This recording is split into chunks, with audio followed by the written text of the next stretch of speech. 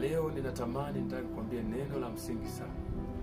Usipende katika maisha yako kujibu kila aina ya swali ambalo wanadamu wanakuuliza, ama maneno ambayo wanadamu wanakuzushia kwenye maisha yako. Nataka nikwambie, mwanadamu ana maneno mengi. Mwanadamu hajawahi kuwa na jema kwenye maisha yake.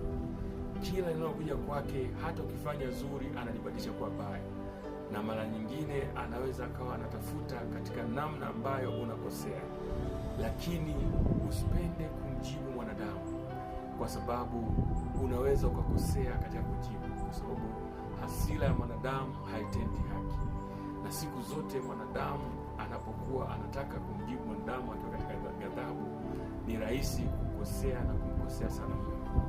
Lakini siku zote kaa kimya, mruhusu Mungu mwenyewe akusaidie kukujibia maswali ya watu ambao wanakudhihaki, wanakusema vibaya, ama wanakupiga majungu. Yeye Mungu ndo anajua kujibu vizuri sana. Uwe tu kama Musa ambaye walimsema vibaya sana, lakini yeye alinyamaza kimya. Musa mpore akakaa kimya, lakini Mungu alipokuja kuwajibu, nataka nikwambie, walipigwa ukoma mbaya. Nataka nikwambie, Yesu mwenyewe hakuwajibu neno lolote alipokuwa pale msalabani.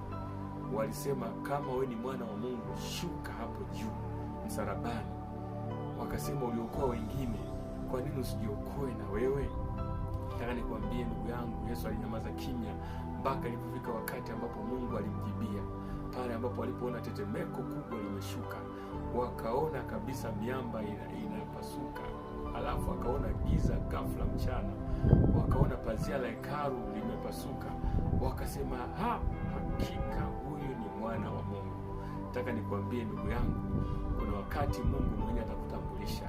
Kuna wakati Mungu mwenyewe atanyamazisha maneno ya maadui na watu ambao wanakuwazia mabaya. Mungu akubariki sana. Songa mbele, usikate tamaa. Ikiwa wewe ni kijana ama mtu yoyote, basi wewe simama na Mungu. Lile ambalo Mungu anakuambia ufanye, wewe fanya.